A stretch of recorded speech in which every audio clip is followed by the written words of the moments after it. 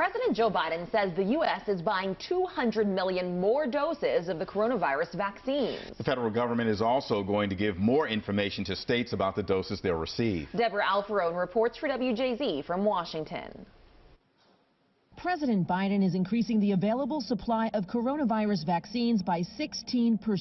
Weekly vaccination distributions to states, tribes, and territories from 8.6 million doses to a minimum of 10 million doses. The White House will also be giving states a 3-week forecast of how much vaccine to expect. This is going to help make sure governors, mayors, and local leaders have greater certainty around supply so they can carry out their plans to vaccinate as many people as possible.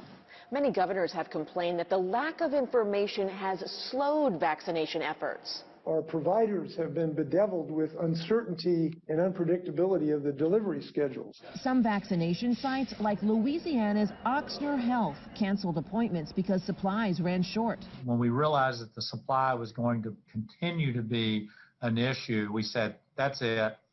No more new ones. Colorado health officials say the extra doses will make an immediate difference. This is some great news. We anticipate that we will be able to vaccinate more of that 70-plus population. New cases and hospitalizations here in the U.S. are trending downward, but variants are threatening that progress. Just another reason to recognize that we need to get this vaccine rolled out as quickly as we can. Vice President Kamala Harris received her second shot yesterday.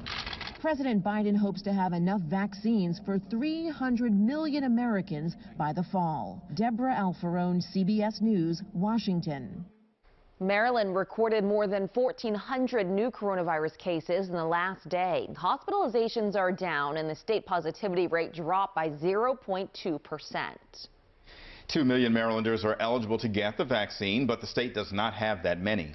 Governor Hogan is getting ready for an influx of doses from the federal government. WJZ is live this morning at the Baltimore Convention Center. Annie Rose Ramos has more on the governor's plans. Annie Rose, good morning. Lynn and Tim, good morning. The governor says the hope is that once more vaccine doses become available, that the state of Maryland will be ready. That's why right now officials are setting up mass vaccination sites across the state, like this one here at the Baltimore Convention Center. Governor Hogan is ramping up efforts to vaccinate Maryland. And we will not rest until the vaccine is available to every Marylander who wants one. 2 million people are currently eligible to get the vaccine, but the state says it's gotten only about 667,000 doses from the federal government. But despite supplies being extremely limited, the governor is making sure Maryland is ready. At least 6 mass vaccination sites will open across the state, staffed by the National Guard. Locations include Six Flags America in Prince George's County and M&T Bank Stadium here in Baltimore. In addition, vaccine doses will be distributed to more pharmacies, including Safeway and Rite Aid stores. So far, Maryland has reported nearly 6% of the state's population has gotten at least one shot. Anne Arundel County Executive Stuart Pittman expressed frustration that the demand is exceeding the supply of doses in his county. Got 100,000 people pre-registered. We've only been getting about 5,000 doses per week. This last week, they cut us to 3,000. And Lynn, coming up this afternoon, Baltimore County's Executive Johnny Olszewski will lay out the county's vaccine distribution plan.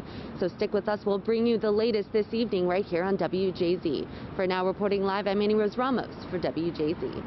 Annie Rose, thank you. Anne Arundel County will also ease more restrictions on Friday. County Executive Stuart Pittman says capacity can increase at restaurants and other businesses to 50%.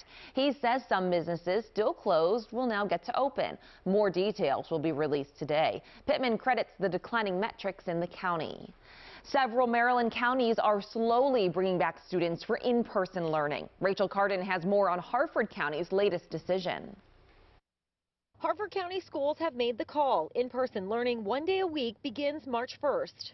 The date was one thing, but the 1 day a week was, it was crushing. Parents, the governor, saying it's time. If people don't want to put their kids back in school, but certain kids that they need an opportunity at least to get an education after a year of not getting one. Parents have a variety of thoughts. Nicole Hayes wants her 3 kids in the classroom as much as possible. Every day that we wait, the divide grows.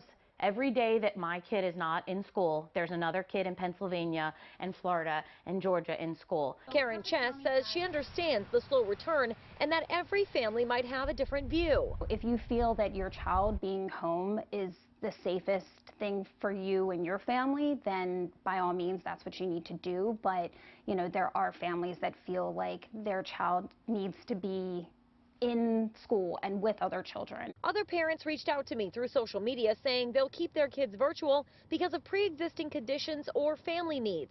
The State Board of Education met to discuss the challenges students, staff, and families have faced as the country navigated through the COVID-19 pandemic.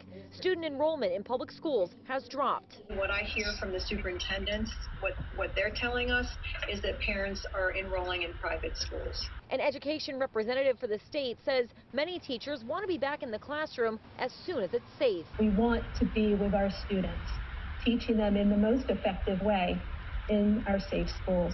Cecil County schools will go back to in-person learning at 25% capacity 1 day a week. That starts on February 8th. In Bel Air, I'm Rachel Cardin for WJZ. Last night, the Howard County School Board approved a hybrid learning model. It brings students back into the classroom in 4 phases, beginning on March 1st. For so many small businesses, this pandemic has hit them harder than anything they've faced before, and that's why the University of Maryland, Baltimore is stepping in. The Small Business Volunteer Initiative started in West Baltimore but has expanded all over the city now. The program helps small businesses adjust to COVID-19 restrictions and navigate the difficult steps to apply for state and federal grants.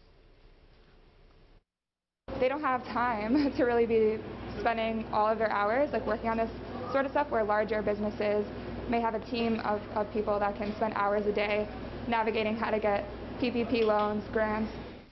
That's Madison Haas, an economic inclusion specialist at UMB.